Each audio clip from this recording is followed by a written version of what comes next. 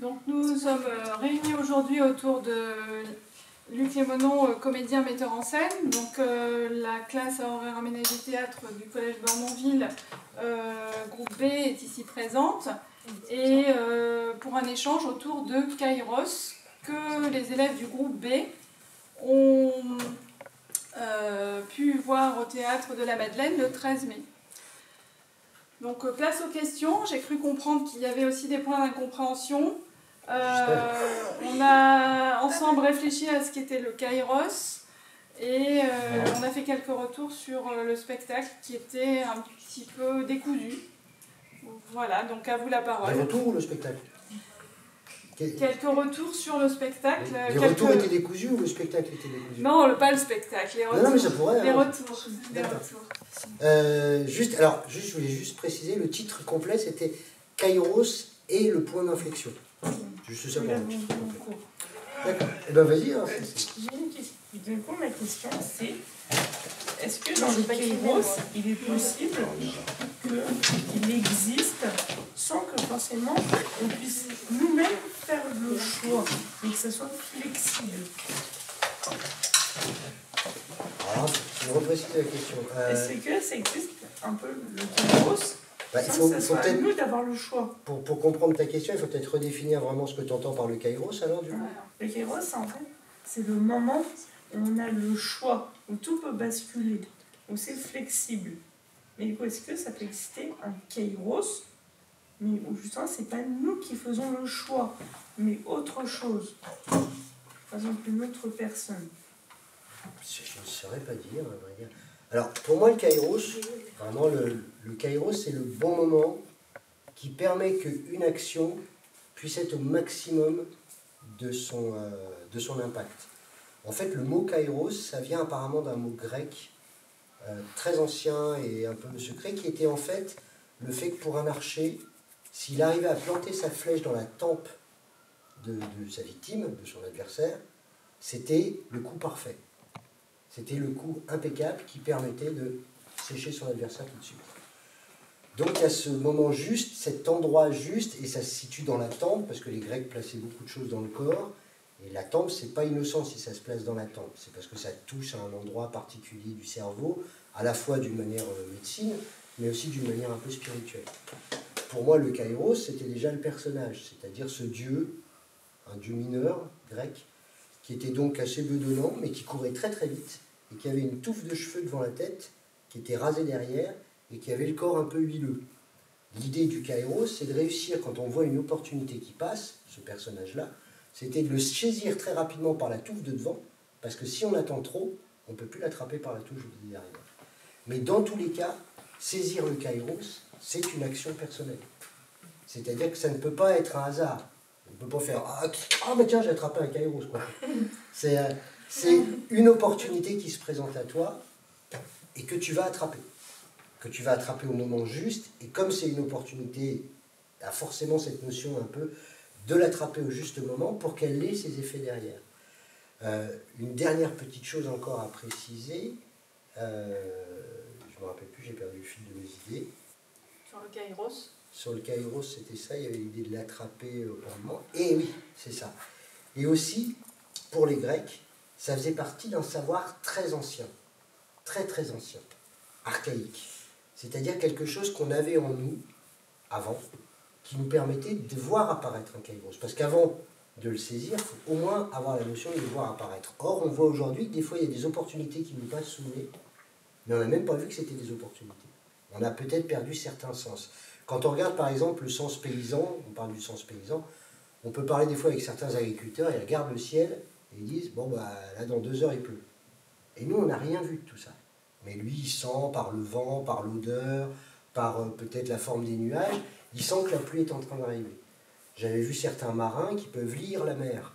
Ils lisent exactement, suivant les vagues, ils savent reconnaître une vague qui va entraîner une tempête ou pas. C'est des sens qu'on a. J'ai un chien. Mon chien, il a des sens que j'ai pas. Avec l'odeur, des fois, il sait que mon fils va arriver alors qu'il n'est même pas dans la rue. Il arrive à le pressentir arriver parce qu'il développe, oui, le sens, plein de choses qui fait qu'il arrive à faire.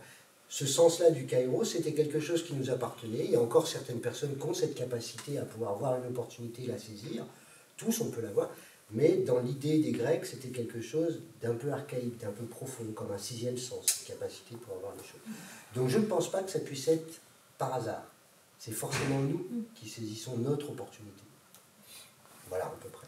Dans la version moderne du kairos, maintenant, on le retrouve à la fois dans la médecine, dans l'étymologie, pas dans l'étymologie, dans la dialectique, on peut le retrouver dans plein de domaines où on se dit on va saisir le moment opportun pour que l'efficacité soit la meilleure.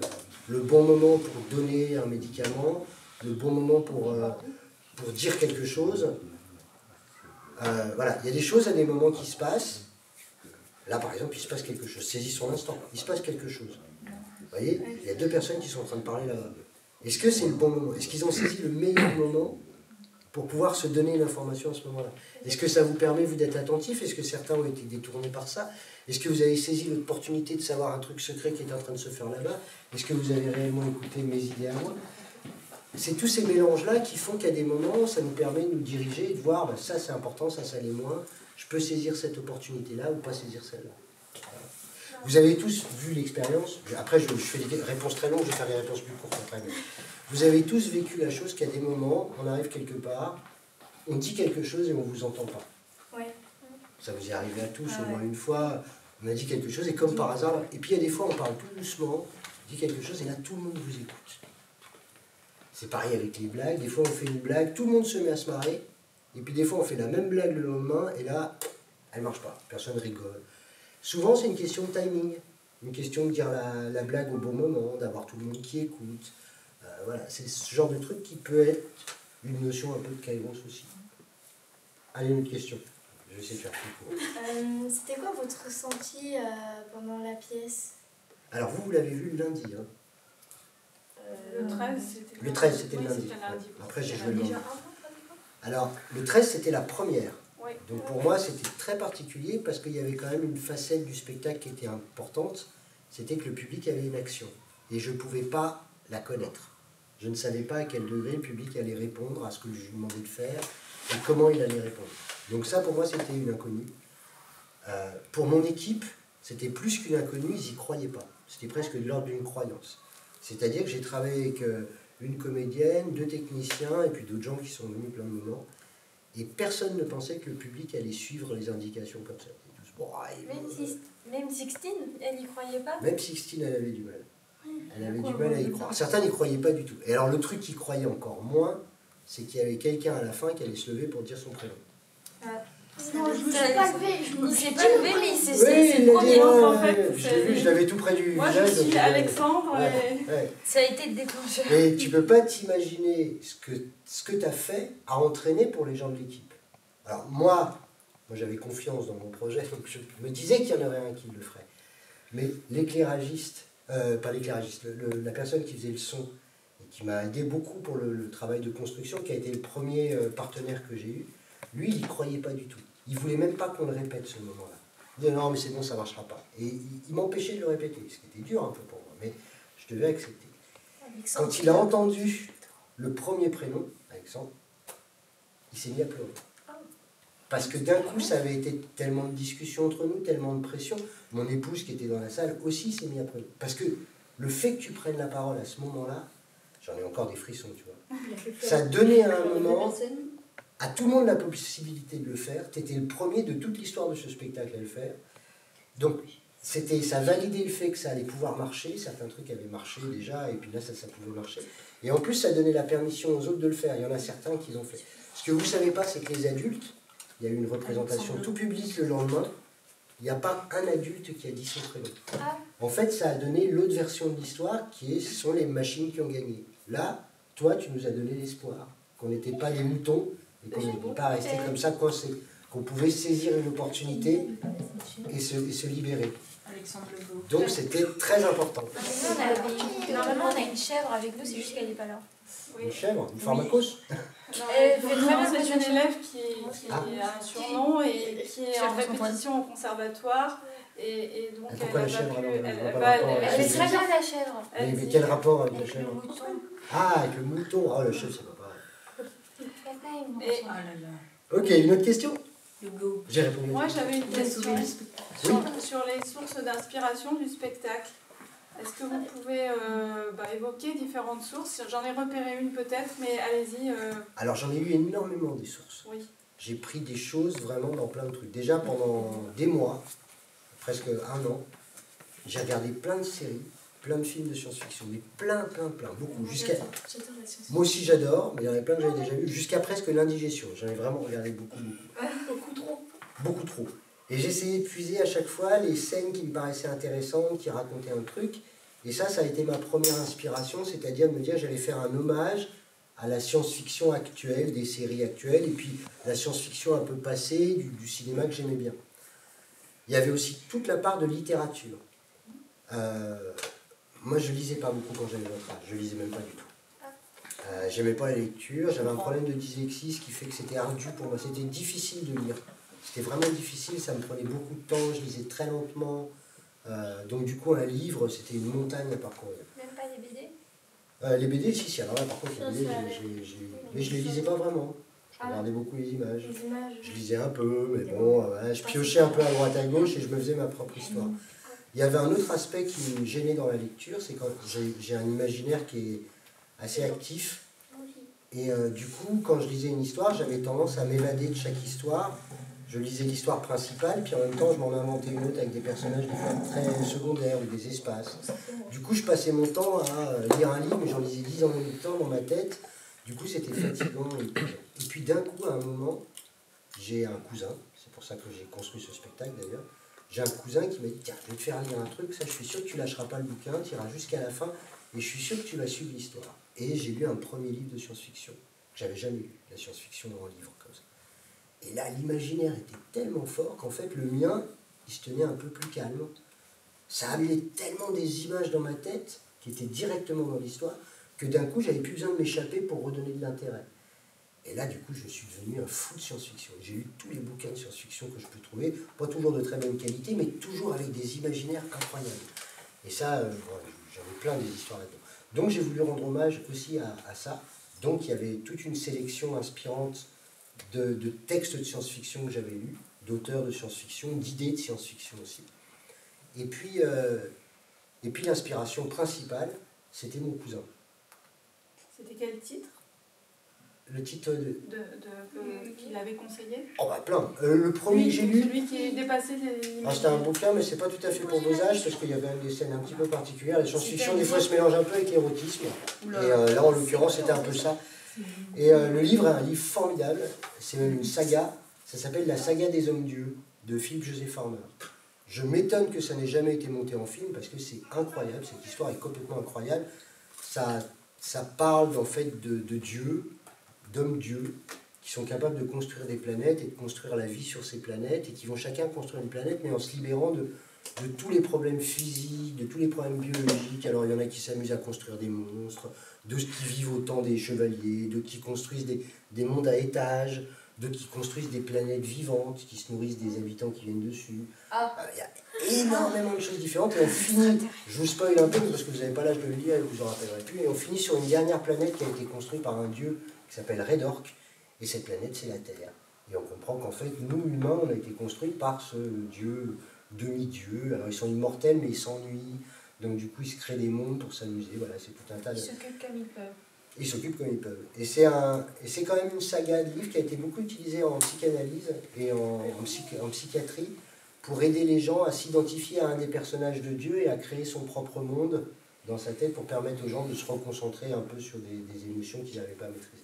Voilà, mais il y en a plein d'autres, et il y en a notamment un qui s'appelle le mythe de fondation d'un auteur qui est un de mes auteurs préférés, qui s'appelle Isaac Asimov, dont je me suis beaucoup aussi inspiré, qui est aussi très très intéressant. Et ça, vous pouvez le lire dès votre âge, et c'est vraiment bien. C'est toute l'histoire des robots, toute l'histoire... tout ce qu'on vit maintenant, en fait, ça a déjà été inventé par quelqu'un il y a bien bien longtemps. Et même le mot robot, il vient d'une pièce de théâtre qui a été écrite en 1900, je crois, un truc comme ça. Une pièce de théâtre roumaine, si je ne m'abuse, qui s'appelle Roure. Oui, c'est ça, qui s'appelle Roure, et dedans, il emploie pour la première fois de l'histoire le mot robota, qui signifie corvée, et qui était attribué au mot robot, et qui a entraîné le mot robot. Et c'est une pièce de Karen Chapek, qui a été, datée dans l'histoire de la science-fiction aussi, et des robots, dans l'histoire de la robotique aussi. Alors, je racontais l'histoire de mon cousin parce que mon cousin réellement m'a inspiré la science-fiction et m'a inspiré aussi autre chose, c'était le jeu. Il s'appelait Ludo. Ludo en grec, c'est le jeu. Et son père aussi. Alors, son père, c'est une histoire un peu plus différente, mais je vous la raconterai après. Mais donc, de tous les cas, il m'a appris ça, il m'a appris les jeux de rôle, il faisait beaucoup de jeux de rôle et j'avais envie d'amener dans ce spectacle ce côté immersif avec un côté jeu de rôle un peu pour le public. Que le public puisse prendre le rôle d'un personnage et vivre l'aventure avec moi. Donc, c'était aussi beaucoup issu de tout ce qui est les rôlistes, on appelle ça, les gens qui jouent au jeu de rôle. Lui, mon cousin, il est astrophysicien, donc il travaille beaucoup dans des sphères très très hautes. Il est informaticien aussi. Mais il s'amuse le week-end, à partir des fois avec toute sa famille, à se déguiser en chevalier, à aller se taper dessus dans la forêt avec d'autres gens pour jouer des jeux de rôle. Lui, c'est un mage de niveau je ne sais plus combien, il joue beaucoup à un jeu qui s'appelle Donjons et Dragons, mais c'est son jeu, Stranger Things, ils en ont parlé beaucoup par exemple. Mais il y a plein avant, dans E.T. aussi, ils en avaient parlé beaucoup. Voilà, il y a une époque où c'était le top du top, les jeux vidéo, c'était le début, donc on ne connaissait pas bien, mais les jeux de rôle, ça permettait de vivre des aventures incroyables. Alors, je crois qu'il y a quelques élèves qui ont besoin de remettre dans le développement de l'histoire, parce que dans le retour que j'ai eu, il y a eu, je vois que c'est des souvenirs un peu flous, parce qu'entre-temps, nous avons quand même joué lors du festival Scanado, il y a eu beaucoup de répétitions, on a parlé d'autres choses, et je pense qu'il y a des oublis, et peut-être est-ce qu'on peut leur reprendre un peu l'histoire du Kairos? Toi, je sais pas. Je vais vous dire la vérité, il n'y a pas d'histoire. En fait, qu'il y a un fil conducteur quand même. Il n'y a pas de fil conducteur, il n'y a pas d'histoire. La réalité, c'est que j'ai voulu construire le spectacle, non pas avec le moteur de raconter une histoire, mais avec le moteur de faire vivre une expérience au public. C'était même pas aux spectateurs, aux comédiens, c'était vraiment mon premier objectif, le seul objectif que j'avais, c'était de trouver un moyen que le public puisse vivre, en tout cas ceux qui étaient en bas, la capacité d'un coup d'être plongé dans une histoire. C'est un travail que je fais depuis très longtemps avec plein d'autres spectacles. Mais dans celui-là, je voulais vraiment que ce soit visible. Je voulais vraiment que le public tienne un rôle. Pas qu'il soit un rôle que je fabrique un petit peu en faisant croire au public qu'il sert, va. Je voulais vraiment qu'il soit comme dans un jeu de rôle, qu'il soit plongé dans l'atmosphère. C'est pour ça que les effets allaient dans la salle et tout ça. Et j'ai dit à toute mon équipe au départ, je leur ai dit, je vous préviens, le texte, c'est pas la priorité. Le texte, on va le changer tous les jours s'il faut jusqu'au dernier jour pour qu'on ait au maximum les scènes qu'on veut pour que le public puisse réagir. Et en fait, là encore, j'ai une espèce de révolte de la part de l'équipe qui m'a dit « Ah, mais non, on ne peut pas, le texte, on a besoin du texte. » Il y avait besoin du texte pour faire la musique, il y avait besoin du texte pour faire les éclairages, il y avait besoin du texte pour faire la scénographie. Tout le monde voulait le texte, et moi je ne voulais pas. Comme c'est moi qui l'ai écrit, le texte, je voulais garder la possibilité de changer le texte au fur et à mesure, pas que ce soit le texte qui nous dirige. Pendant très longtemps, c'est les auteurs qui ont dirigé le théâtre. Voilà. Les auteurs arrivaient, même chez les Grecs, c'était déjà ça, les auteurs arrivaient, ils proposaient des pièces, on prenait celle-ci, celle-là, le public choisissait, et en fait c'était eux qui dirigeaient le jeu des acteurs, la mise en scène c'était qu'un aspect technique, il n'y avait quasiment pas de mise en scène. Je voulais inverser le processus, et c'est très dur d'inverser un processus qui est rassurant pour certaines personnes. Souvent les auteurs ils ne sont pas là, quand on monte une pièce, donc du coup on est là à râler contre l'auteur, à râler contre tout ça, mais d'un coup c'est comme une protection aussi. Là on partait tous dans le vide, et je ne voulais pas que le texte soit un parachute.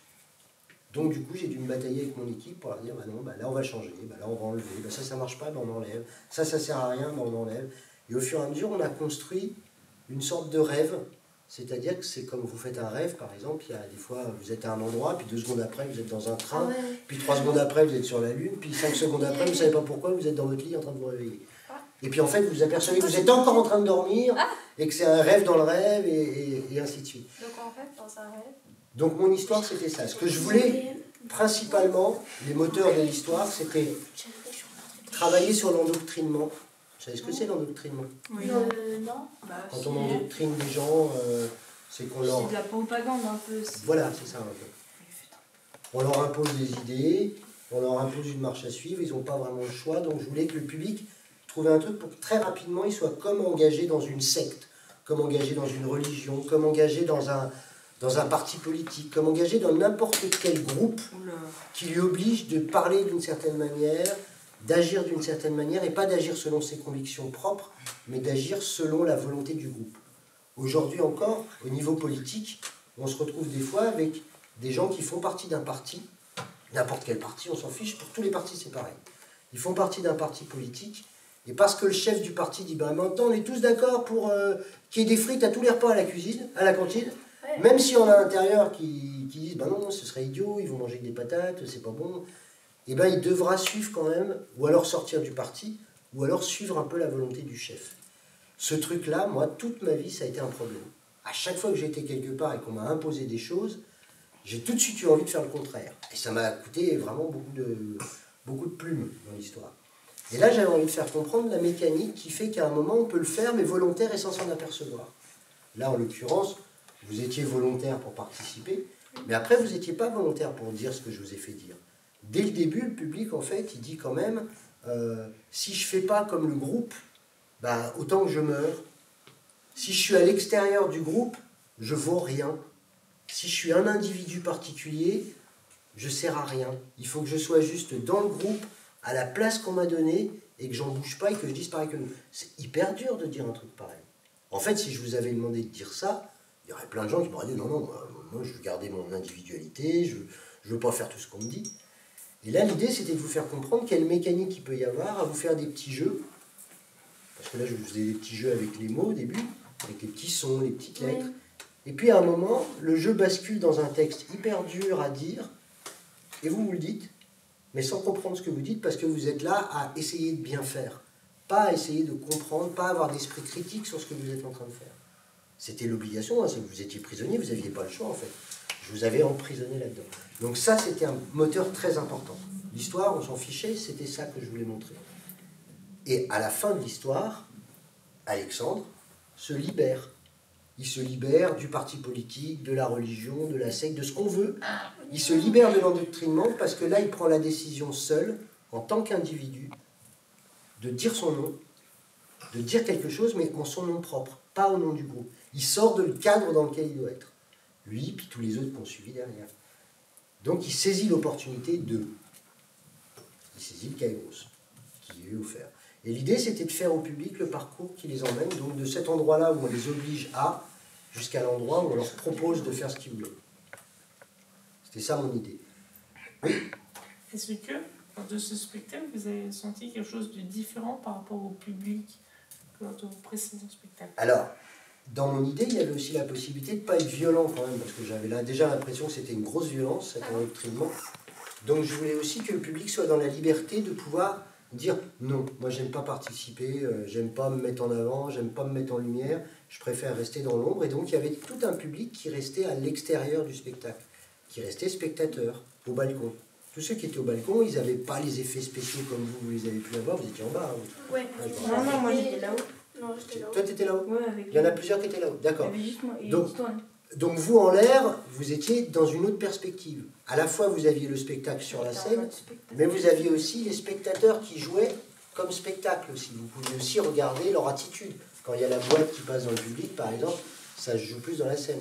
Et puis ça vous permettait d'être un peu protégé quand même, de ne pas vous retrouver avec un truc qui pouvait vous gêner. Donc ça c'était important pour moi, que vous soyez aussi protégé, que certains qui le désirent puissent être protégés.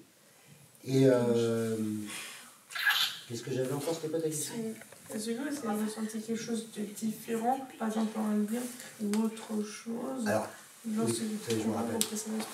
La première représentation a pour moi été une des représentations les plus folles que j'ai vécues, celle sur laquelle vous avez assisté. Parce qu'il y avait tous ces inconnus-là, je ne savais pas comment ça allait se passer. Et puis parce que j'avais en face de moi une horde. C'est-à-dire, vous avez ressenti peut-être de l'intérieur, mais c'était ultra actif. J'ai revu la vidéo du spectacle. Le public était très présent en fait.